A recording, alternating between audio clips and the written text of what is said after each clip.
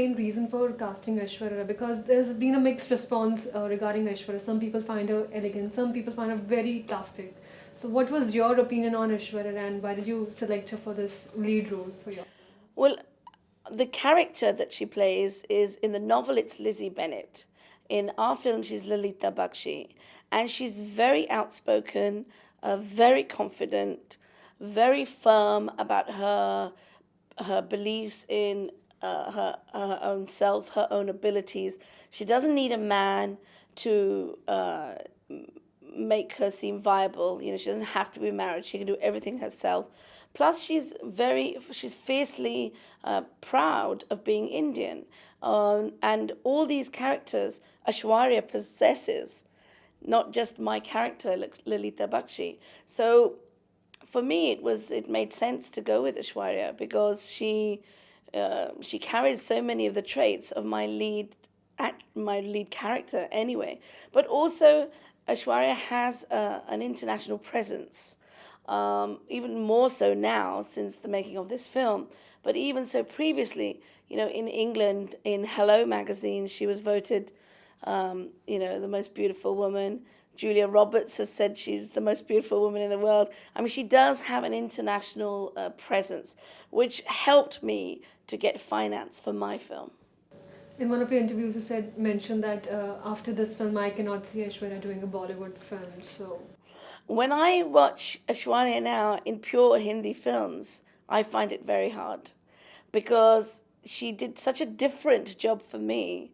Her acting style was completely toned down and much more Western and much more, inward, if you like. So now I was watching some scenes from Dil Ka Rishta not so long ago, and I found it very odd to see all that, that kind of, all that kind of stuff. It's just a different genre.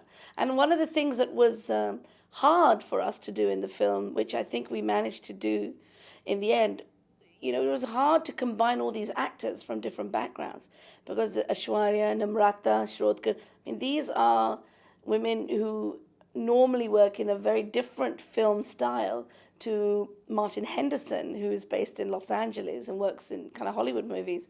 Then Indra Verma and Naveen Andrews, they're British actors who work on the stage as well as cinema and television. They all have three different styles. In addition, there is Mrs. Nadira Babur, who is a theatre actress as opposed to cinema.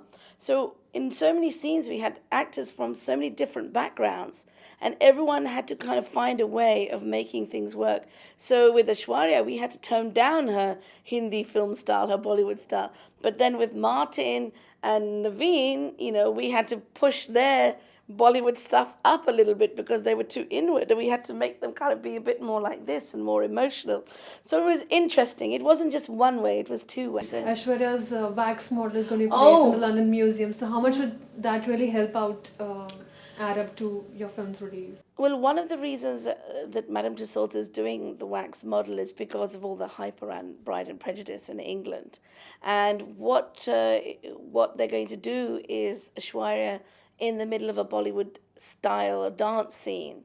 And so it will give the opportunity for members of the public to dance with her, i.e. her model, in a typical Hindi film scene.